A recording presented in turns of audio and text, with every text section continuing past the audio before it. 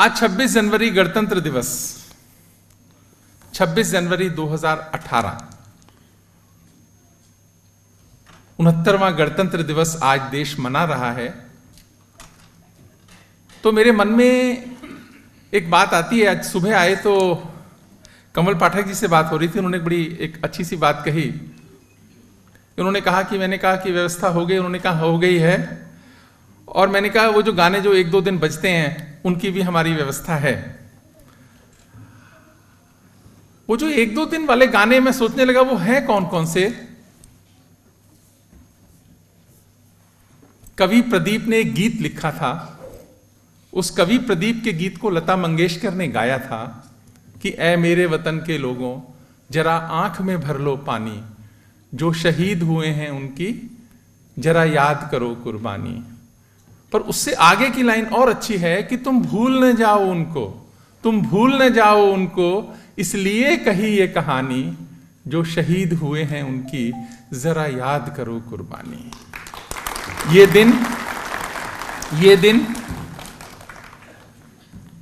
दिन उन लोगों को याद करने का दिन है, उनके बलिदान को, उनकी बलिदानी परंपरा को समझने का दिन है। 26 जनवरी हो या 15 अगस्त हो, देश प्रेम को बढ़ाने का ये एक दिन है। और इसी चीज को हरिओम पवार जी हिंदी के कवि हैं, उन्होंने बहुत अच्छी दूसरे तरीके से कहने की कोशिश करी। प्रदीप ने अपनी तरीके से कहा, और उन्होंने क्या कहा कि जो सीने पर गोली खाने को आगे बढ़ जाते थे, जो सीने पर गोली खाने को आगे बढ़ जाते थे, भारत मां की जय कहकर, भारत मां की जय कहकर फांसी पर चढ़ जाते थे, जिनके कारण ये भारत आजाद दिखाई देता है, जिनके कारण ये भारत आजाद दिखाई देता है, अमर तिरंगा उन बेटों की शान दिखाई देता है। उनका नाम जुबां पर लो, उनका नाम जुबां पर लो तो पलकों को झपका लेना, उनकी यादों के पत्थर पर 2 आंसू टपका देना। ये दिन उन सैकड़ों शहीदों को याद करने का दिन है। और मैं सोच रहा था कि 26 जनवरी 2018 हो गई, आज से 90 साल पहले, आज से 90 साल पहले रावी नदी थी, कांग्रेस का अधिवेशन था, लाहौर का शहर था। रावी नदी थी, कांग्रेस का शहर लाहौर था और कांग्रेस का अधिवेशन था। उस अधिवेशन में कांग्रेस के पहली बार 31 दिसंबर 1929 को पहली बार कांग्रेस ने पूर्ण स्वराज्य की मांग की। उससे पहले भारत में पूर्ण स्वराज्य की मांग ऑफिशियली किसी पॉलिटिकल पार्टी ने नहीं की थी। इसीलिए बहुत महत्वपूर्ण हो जाता है वो लाहौर और वो रावी नदी, जहां पर की पूर्ण स्वराज्य की मांग पहली बार की गई ऑफिशियली किसी पॉलिटिकल पार्टी से। तो वो एक महत्वपूर्ण हमारे लिए दिन बनता है। 31 दिसंबर को जब ये प्रपोजल आया, और जो प्रपोजल की जो लाइंस हैं बड़ी इंपॉर्टेंट है, हम सब भारत के लोगों को जाननी चाहिए। मैं जस्ट उसको बोलते हैं declaration of independence.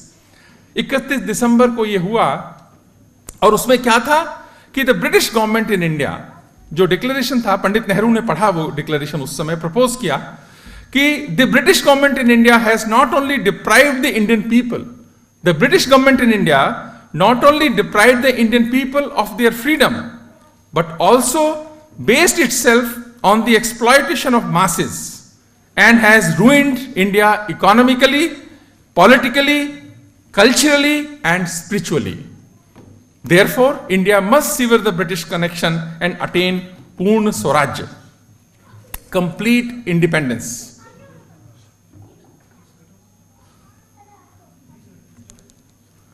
Complete independence, पूर्ण स्वराज्य बहुत बड़ी बात थी।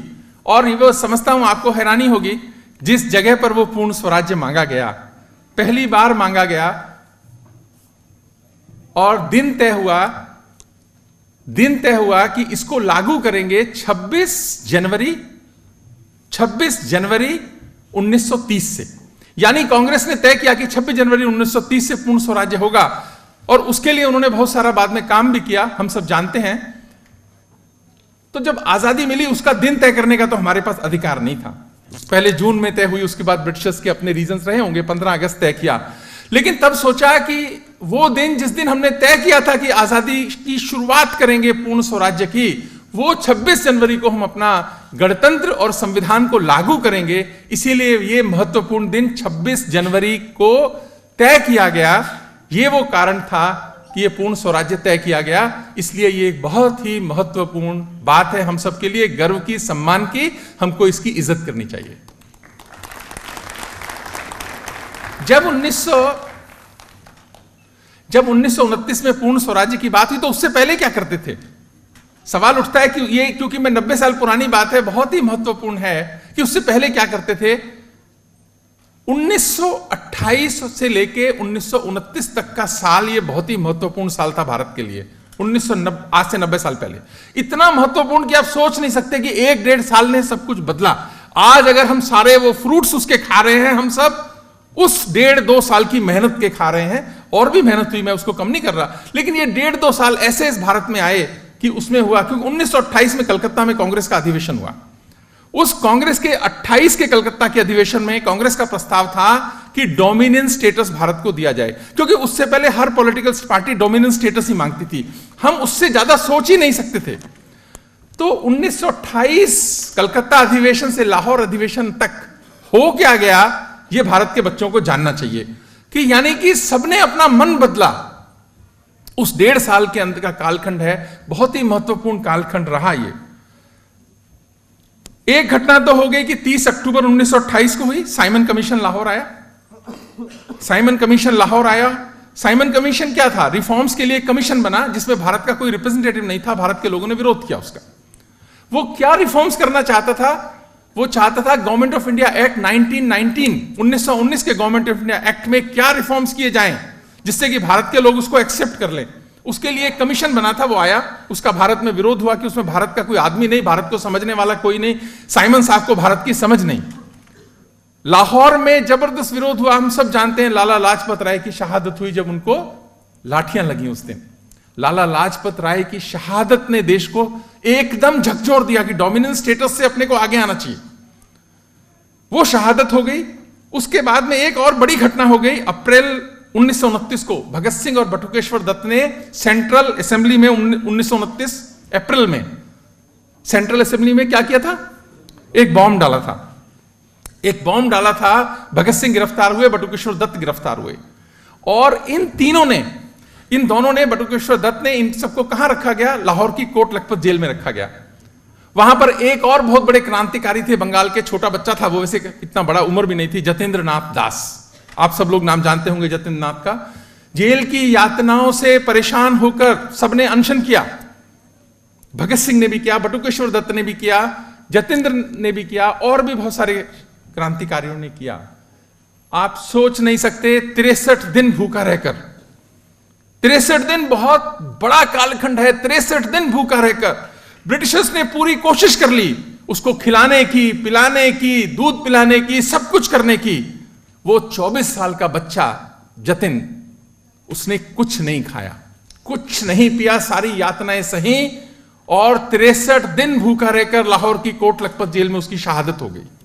कितनी बड़ी शहादत हुई, सारा देश उससे हिला। और वहां से क्या हुआ, जब उसके बाद उसको लाहौर से उनको बटुकेश्वर दत्त जो थे, इनकी पत्नी का नाम इतिहास में सब जानते हैं, दुर्गा भाभी के नाम से वो एक फेमस हैं। वो उनकी शहीद को लेकर जब ट्रेन लाहौर से कलकत्ता चली, हर स्टेशन पर हजारों लोगों की आंखें नम थीं। हर स्टेशन पर हजारों लोग उस दिन रोए।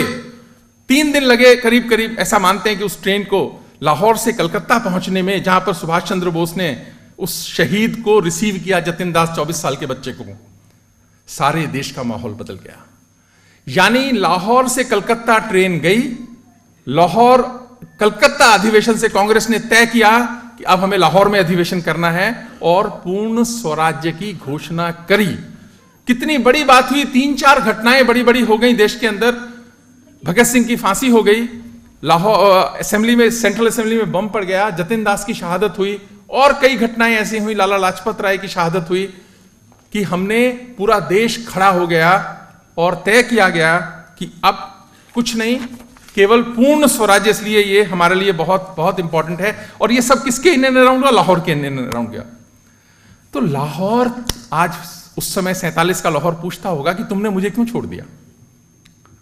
मैंने तो शहीद भी दिए, मैंने तो साथ भी दिया, रावी का किनारा भी दिया, लेकिन मुझे छोड़ दिया गया। और आज वो जगह जहां से कि हमारा इंडिपेंडेंस की घोषणा हुई थी, उसका नाम क्या है आप जानते हैं क्या? उस जगह का नाम, उसका नाम है आज मीनार पाकिस्तान। आज वहां पर उस जगह का नाम है मीनार पाकिस्तान, जहां डिक्लेरेशन ऑफ इंडिपेंडेंस हुआ। शहर छूट गया। वो शहर ही नहीं छूटा, बहुत सारी सभ्यता छूट गई, बहुत सारे लोगों की शहादत छूट गई, बहुत सारे लोगों की भावनाएं छूट गई। हम सब लाहौर के कहीं ना कहीं कसूरवार हैं, और बहुत सारे ऐसे शहरों के कसूरवार हम हो सकते हैं। इसीलिए हमको और हम इस पीढ़ी को, हमारे बच्चों की पीढ़ी को याद रखना चाहिए कि जो पवार साहब कहते हैं कि वो जो कौम वतन की खातिर मरने को तैयार नहीं, वो जो कौम वतन की खातिर मरने को तैयार नहीं, उसकी संतति को आजादी जीने का अधिकार नहीं। तो हम सबको ये बात ध्यान रखनी चाहिए कि कुछ भी चीज आसानी से नहीं आई है। कितनी शहादत हुई है, कितना सब कुछ हुआ तब ये आया। 26 जनवरी को गणतंत्र लागू हुआ, यानी गणतंत्र जब लागू हुआ तो एक कॉन्स्टिट्यूशन की बात, अभी जो हमारा बच्चा कह रहा था, एक कॉन्स्टिट्यूशन लागू हुआ। पर ये कॉन्स्टिट्यूशन की जो हर लाइन है, इसमें शहादत जुड़ी हुई है। ये केवल एक लॉयर्स डॉक्यूमेंट नहीं है कि एक डॉक्यूमेंट है, इसमें डूज हैं, इसमें डोंट्स हैं, इसमें रिस्पॉन्सिबिलिटीज हैं, इसमें राइट्स हैं। नहीं, इसमें देश की भावनाएं और शहादत जुड़ी हुई है। आप सबको ध्यान होगा 1857 में विद्रोह तो नहीं कहते हम, वो कहते हैं स्वतंत्रता का पहला संग्राम हुआ। उसके बाद में पहली बार ईस्ट इंडिया कंपनी से शासन ब्रिटेन ने अपने हाथ में लिया, और 1858 का पहला गवर्नमेंट ऑफ इंडिया एक्ट बना, 1858 का, जिससे भारत 1919 तक चला। 1919 में जब ये आया, एक्ट आया जो नया, इसलिए क्यों आया? क्योंकि भारत के सब लोगों ने अंग्रेजों का साथ दिया फर्स्ट वर्ल्ड वॉर में। इतने सारे हमारे लोग मरे फर्स्ट वर्ल्ड वॉर में ब्रिटिशर्स की तरफ से लड़ते हुए। तो उन्होंने एक प्रॉमिस किया कि हम आपको डोमिनेंस स्टेटस दे देंगे, डोमिनेंस स्टेटस दे देंगे, और आप चिंता मत करो, वर्ल्ड वॉर खत्म हो जाने दो। वर्ल्ड वॉर भी खत्म हो गई, डोमिनेंस स्टेटस की जो एक प्रॉमिस थी वो नहीं हुई, और उसकी बजाय 1858 के एक्ट को मॉडिफाई किया और 1919 का गवर्नमेंट ऑफ इंडिया एक्ट आया। उसमें उसके पहले जलियांवाला बाग भी हुआ, उससे पहले जलियांवाला बाग हो गया। तो एक्ट जब आया उसमें कुछ अमेंडमेंट्स थे, कुछ थोड़े बहुत राइट्स मिले। 10% भारत के लोगों को वोट देने का अधिकार मिला पहली बार। आज 100% लोगों को अधिकार है, लोग वोट देने नहीं जाते। ये वोट देना एक वोट देना थोड़ी है, ये अधिकार के पीछे, इस भावना के पीछे न जाने कितनी शहादतें लगी हुई हैं। मैं समझता हूं कि हम सबको यह प्रॉमिस करना चाहिए कि अपने पूरे जीवन में ऐसा कभी भी नहीं करेंगे कि हम वोट देने ना जाए, कहे कि हमारा ये चीज इंपॉर्टेंट थी, वो चीज इंपॉर्टेंट थी। अरे इससे ज्यादा क्या इंपॉर्टेंट हो सकता है? इसके लिए लंबा संघर्ष हुआ देश में। 1919 का जो एक्ट आया, और उसके बाद में गवर्नमेंट ऑफ इंडिया एक्ट आया 1935 का, ये इसके कारण ही आया है। पूर्ण स्वराज्य के साथ ही 1931 के अंदर कांग्रेस ने फिर इन्होंने क्या किया? ब्रिटिशर्स डर गए, इतना सारा हल्ला हुआ देश में, डर गए। उन्होंने एक कमीशन बनाया, उसकी रिपोर्ट, साइमन कमीशन की जो रिपोर्ट है, और बाकी सबसे 1935 का 31 में काम शुरू हुआ, 1935 में पास हुआ, 37 में लागू हुआ देश में। 1950 तक ये देश उससे चला, जब तक ये 26 जनवरी लागू नहीं हुई, ये कॉन्स्टिट्यूशन चला। 1900 गवर्नमेंट ऑफ इंडिया एक्ट 1935। और अब जिस एक्ट, जिसकी संविधान की हम बात करते हैं, आप सब जानते हैं कि 75% वही है, फुल स्टॉप कॉमा 75% वही संविधान है, वही गवर्नमेंट ऑफ इंडिया एक्ट 1935 है। यानी 58, 19 और 35, कितनी कुर्बानियों के बाद एक एक लाइन डली है उसके अंदर, कितने संघर्ष के बाद एक एक लाइन उसके अंदर डली है। तो ये हमारे लिए बहुत ही श्रद्धा का, ये हमारे लिए बहुत ही विश्वास का, ये हमारे लोगों की कुर्बानियों का ग्रंथ है। ये खाली एक लॉयर्स का डॉक्यूमेंट नहीं है, ये खाली एक डू एंड डोंट्स नहीं है। ये हम सबको अच्छे से समझना चाहिए, क्योंकि जो समझेंगे नहीं तो उसके बहुत सारे परिणाम बाद में खतरनाक देश के लिए आते हैं। आप में से बहुत सारे लोगों ने तिब्बत के लोग कभी देखे? तिब्बतियन देखे? दिल्ली में तो लोग देखते हैं, नजर आते हैं। कितने लोग जानते हैं कि तिब्बत वालों के साथ क्या हो गया और आज क्या है? तिब्बत के लोग वो अभागे लोग हैं जिनके पास अपने देश की जमीन नहीं है। मैं एमएस यूनिवर्सिटी बड़ौदा का वाइस चांसलर था, वहां बहुत सारे तिब्बत के बच्चों के एडमिशंस होते थे। तो एक बार मेरे पास 5-7 बच्चों का ग्रुप आया तिब्बत के, और उन्होंने मुझे ये कहा कि सर, हमारे मिनिस्टर साहब, कैबिनेट मिनिस्टर आपसे मिलना चाहते हैं, उनके लिए एक वक्त दे दीजिए। वो बड़ौदा में आए हुए हैं, आपसे मिलना चाहते हैं। तो मेरे को थोड़ी हैरानी हुई, यार तिब्बत के मिनिस्टर कहाँ, उन पे तो कुछ भी नहीं है। खैर, अगले दिन थोड़े से स्टूडेंट्स थे तिब्बत के और बच्चे आए, और वो मिनिस्टर साहब आए। तो मिनिस्टर साहब ने मुझे अपना कार्ड दिया, तो उसमें लिखा हुआ था, नाम था उनका, government of Tibet in exile, minister for, वो जो डिपार्टमेंट में नहीं बोल रहा हूं publicly, department for this and government of Tibet in exile, working from Dharamshala India. तो उनके पास देश की जमीन नहीं है, उनके पास एक संविधान है, उनके पास एक संविधान है, एक व्यवस्था है, सेंट्रल एडमिनिस्ट्रेशन है, लोग हैं, उनकी भावनाएं भी हैं, पर जमीन नहीं है। तो मेरी जब बात हुई तो मैंने कहा कि उन्होंने कहा कि मेरे इन बच्चों का ख्याल रखना, मिनिस्टर साहब ने कहा मेरे इन बच्चों का ख्याल रखना, आपके यहां पर करीब करीब 100-200 बच्चे पढ़ते हैं, जहां जहां भी इंडियन यूनिवर्सिटीज में हमारे बच्चे पढ़ते हैं, हम जाते हैं कि इनका ख्याल रखना, क्योंकि ये वो अभागे लोग हैं जिनके पास जमीन नहीं है अपनी, लेकिन तिब्बत इनके मनों में बसता है, तिब्बत इनके मनों में बसता है। कितनी बड़ी देश प्रेम की ये बात है कि तिब्बत इनके मनों में बसता है। और उसके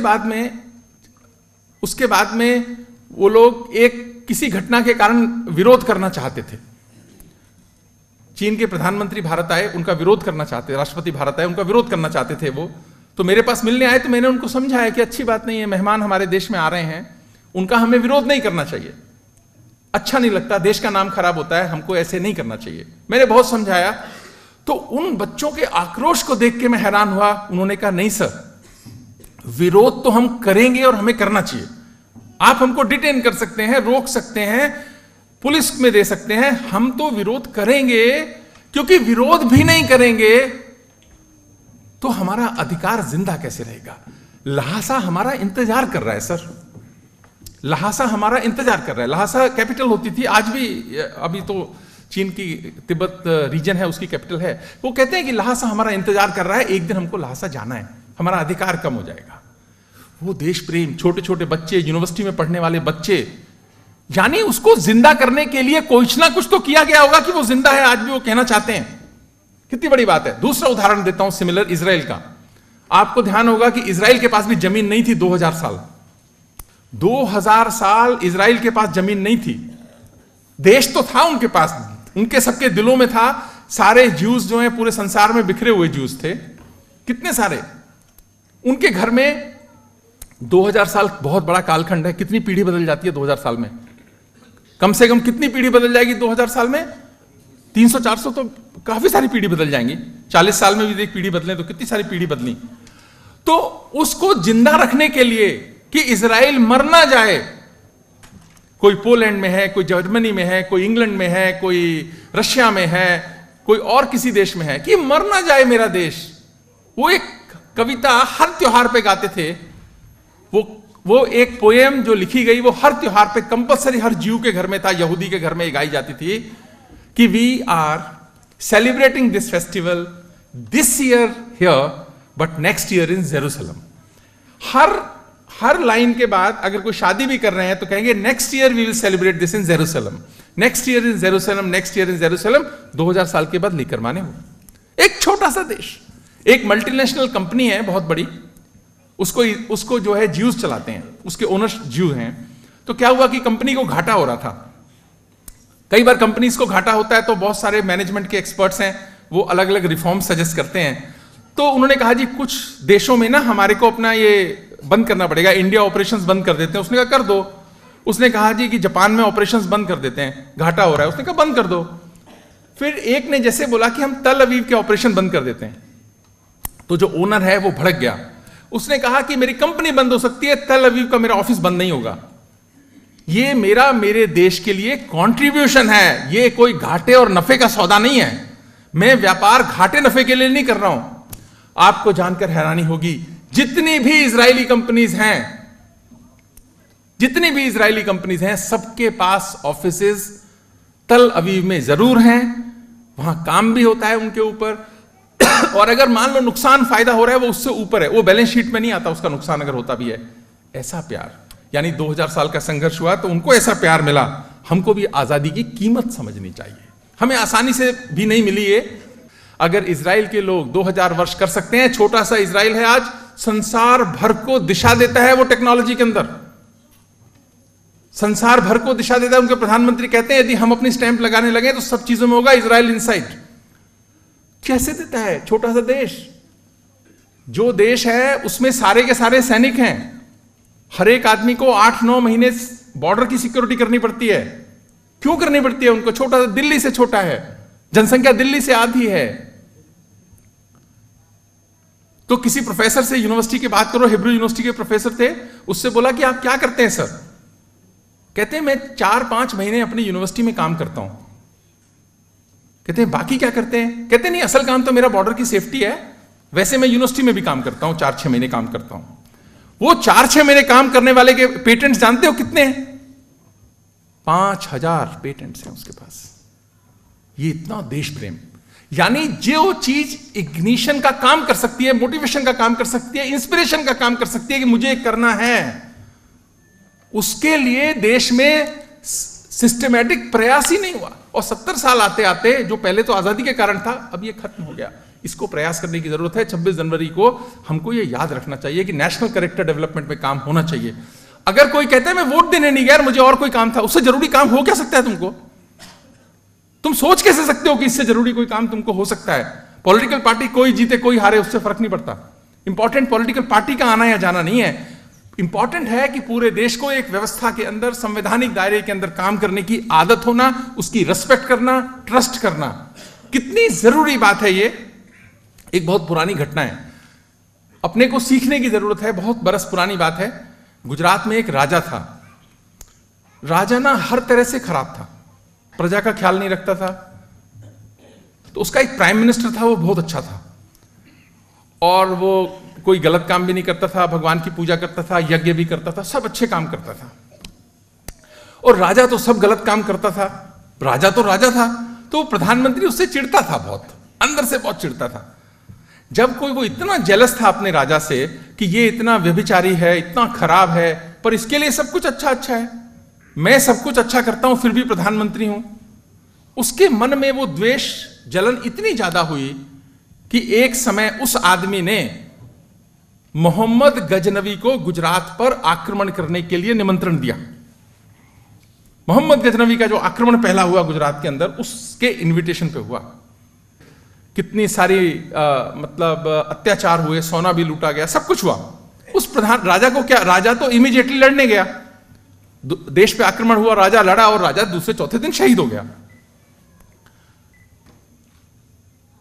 उस सेना ने जो अत्याचार किए, जिस यज्ञ में, जिस घर में वो यज्ञ करता था, अपने को बड़ा स्वाभिमानी मानता था वो प्रधानमंत्री, उसको उन्होंने गाय काटने के बूचड़ खाने में बदला ताकि मनोबल गिराया जाए। गाय काटने के बूचड़ खाने में बदला और जाते जाते उसको भी मार दिया। फौज जब वापस गई तो उसको भी मार दिया। यानी उसको मिला क्या अल्टीमेटली? इसलिए पर्सनल कैरेक्टर से नेशनल कैरेक्टर बहुत बड़ी चीज है। राजा का पर्सनल कैरेक्टर कमजोर हो सकता था, लेकिन उसके नेशनल कैरेक्टर में कोई प्रॉब्लम नहीं थी। जिस समय देश पर आक्रमण हुआ, जिस समय देश पर आक्रमण हुआ, राजा तो लड़ने गया, पूरे मन से लड़ने गया और शहीद भी हुआ। अब क्या है, हमने पर्सनल कैरेक्टर पे बहुत ध्यान देने की कोशिश की है। भारत में बड़ी बात होती है, राष्ट्र चरित्र पे बात होती भी नहीं है, जिसके लिए बहुत प्रभाव की जरूरत है। वैसे पर्सनल कैरेक्टर भी हमारा कोई बहुत बढ़िया है, ऐसी बात नहीं है, लेकिन फिर भी इस पर एक काम करने की जरूरत है ताकि भारत इस विश्वविद्यालयों में जिंदा हो। आज कॉन्स्टिट्यूशन से ये देश जुड़ गया, एक है, मजबूत है, हम इसको आगे बढ़ाना चाहते हैं। इसके लिए बहुत कुछ करने की जरूरत है। इसमें कुछ कमी हो सकती है, वो तो देखिए अमेंडमेंट्स भी होते हैं, वो एक अलग बात है, लेकिन अच्छाई के लिए परिवर्तन भी होते हैं, उसका इंटरप्रिटेशन भी होता है। अब्राहम लिंकन ने एक बहुत अच्छी बात कही थी अपने देश के कॉन्स्टिट्यूशन के बारे में। अब्राहम लिंकन के बारे में आप जानते हैं कि वो बहुत बड़े क्रिटिक थे अपने कॉन्स्टिट्यूशन के, बहुत बड़े क्रिटिक थे।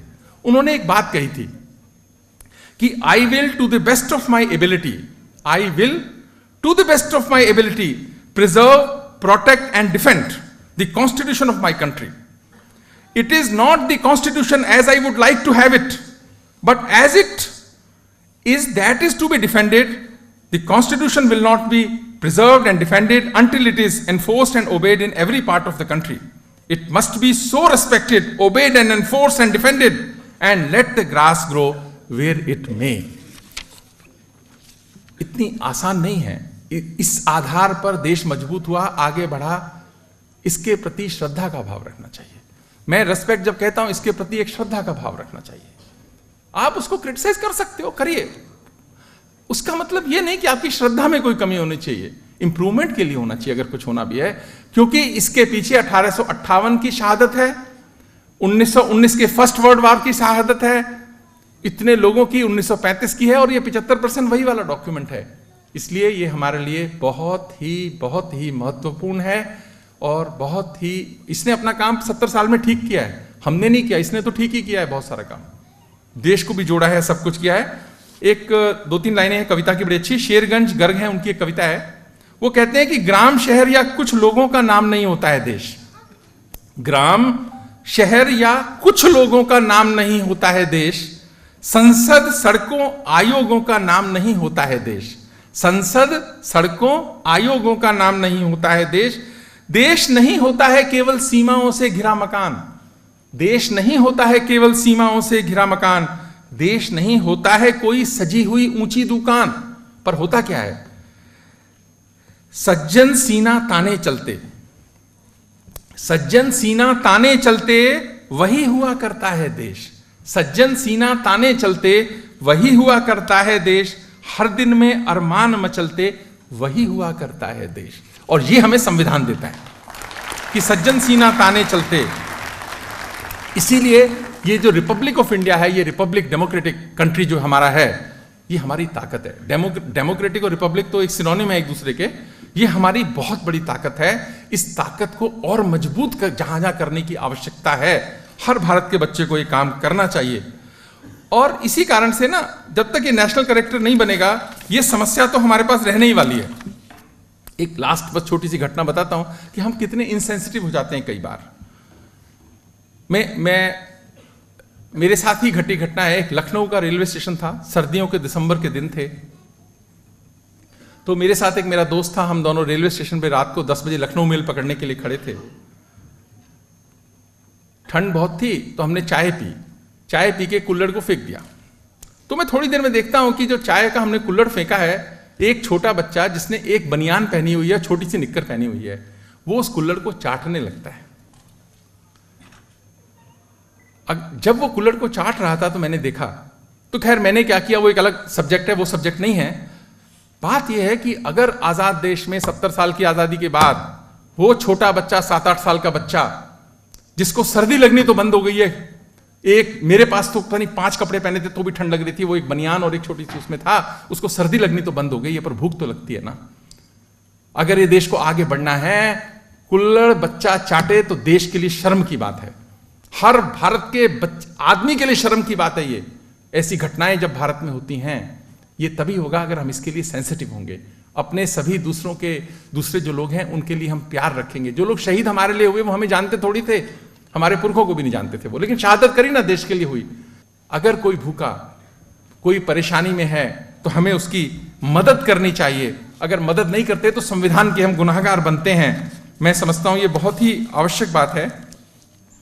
और भारत शक्तिशाली बने, आगे बढ़ेगा, बढ़ रहा है। हम सबकी अपनी अपनी भूमिका है, हम सबको अपनी अपनी भूमिका ठीक से निभानी चाहिए, और वो तभी निभेगी यदि हमें राष्ट्र का चरित्र है, राष्ट्र का मान है, राष्ट्र का प्यार है। इसलिए बच्चों ये ध्यान रखना, एक जागृति पिक्चर का गाना है कि तूफानों से लाए हैं हम कश्ती निकाल के, तूफानों से लाए हैं हम कश्ती निकाल के, इस देश को रखना मेरे बच्चों संभाल के। हम सब की जिम्मेदारी है, हम सब इस देश के बच्चे हैं, अपने कर्तव्य को समझें। यही 26 जनवरी की प्रासंगिकता है। ये शक्ति का प्रदर्शन है, लेकिन राष्ट्र के लिए शक्ति का प्रदर्शन है। एक बार पुनः आपको बहुत बहुत बधाई, ढेर सारी शुभकामनाएं।